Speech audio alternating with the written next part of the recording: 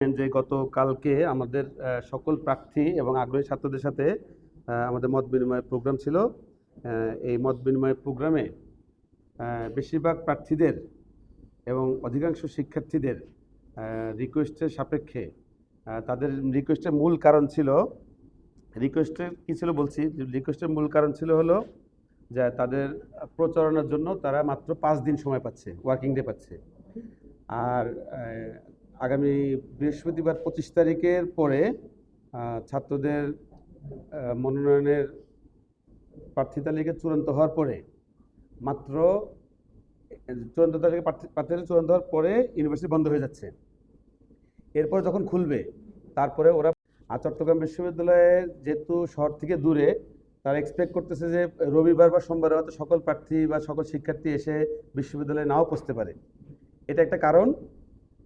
এই কারণের কারণে তারা আমাদের কাছে রিকোয়েস্ট করেছিল যে তারা নির্বাচনের জন্য 2-1 দিন সময় চায় অতিরিক্ত।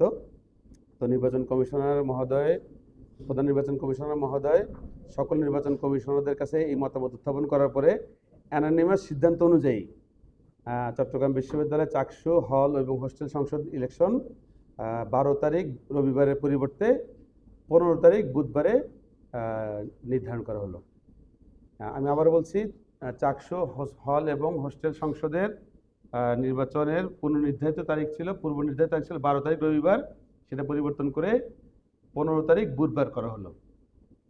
আর বিশ্ববিদ্যালয়ের নিয়ম অনুযায়ী 15 তারিখ ইলেকশনের পরের দিন বৃহস্পতিবার বিশ্ববিদ্যালয় বন্ধ থাকবে। এটি একটি সিদ্ধান্ত।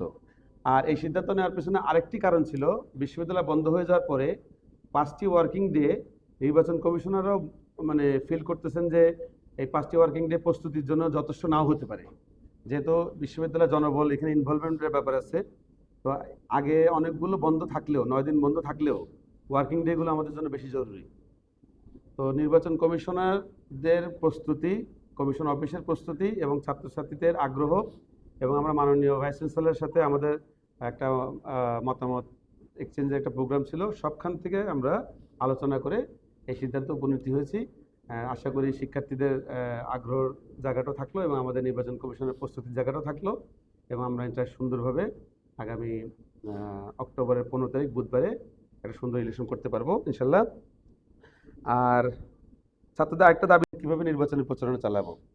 এজন্য আমাদের আজকের কমিশনের মিটিং এটাও সিদ্ধান্ত হয়েছে যে ওই সপ্তাহে রবিবার থেকে বৃহস্পতিবার এবং শুক্র শনিবার যদি কোনো বন্ধের মধ্যে কোনো ডিপার্টমেন্টে পরীক্ষা শিডিউল থাকে, সকল পরীক্ষা স্থগিত করা হবে।